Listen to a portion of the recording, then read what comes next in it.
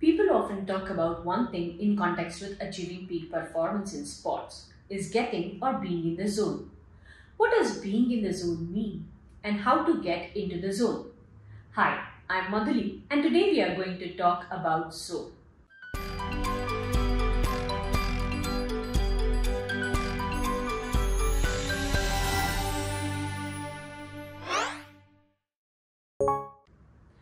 Let us first understand what happens when you are not in the zone. Imagine a situation when you are under too much pressure. What happens to you? You may experience anxiety, panic, anger, fear, and sometimes when the situation becomes too much for you to handle, you choke under pressure. When this happens, your breathing speed increases.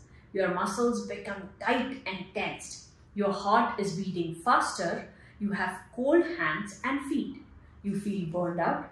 You can't focus on what you're doing. In a situation like this, you feel like running away or you go blank. This state is called as over-aroused state. If you are in this state for a match, you won't be able to perform your best. So, is absence of pressure good for your performance? Let's check that also. What happens to you when you have no pressure?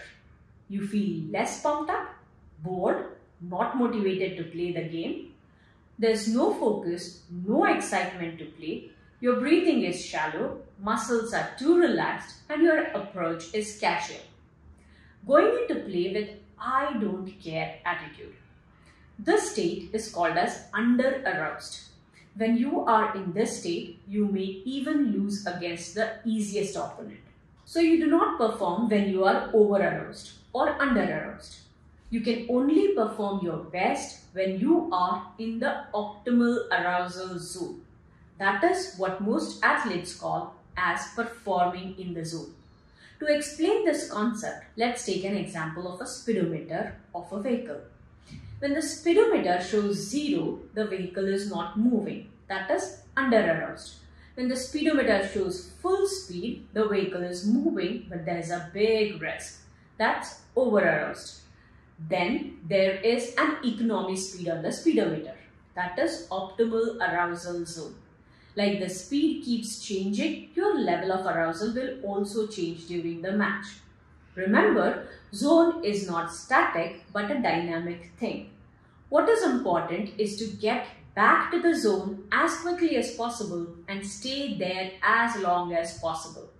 The zone is different for different activities. Weightlifters, for example, benefit from high levels of arousal so they can generate maximum power during the lift. Shooters, on the other hand, benefit from low levels so that they can control movements when they press the trigger. The zone can also be different for different individuals performing same activity. Therefore, first you will have to understand what is your zone.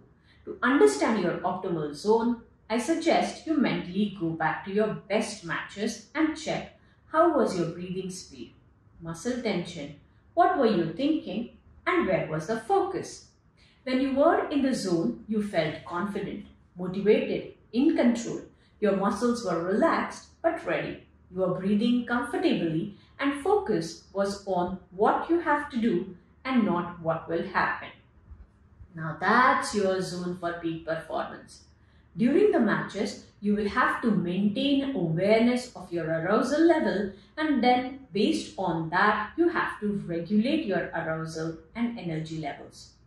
If you're under-aroused, you will have to charge or activate yourself, do some jumping, knocking, shallow stretching, use helpful self-talk, pep talk, quick visualization.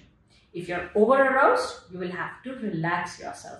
Do muscle relaxation, deep breathing, use process-focused self-talk, take small steps towards your goal, shut down all distractions. Find out your optimal level of arousal and practice self-regulation to stay in the zone.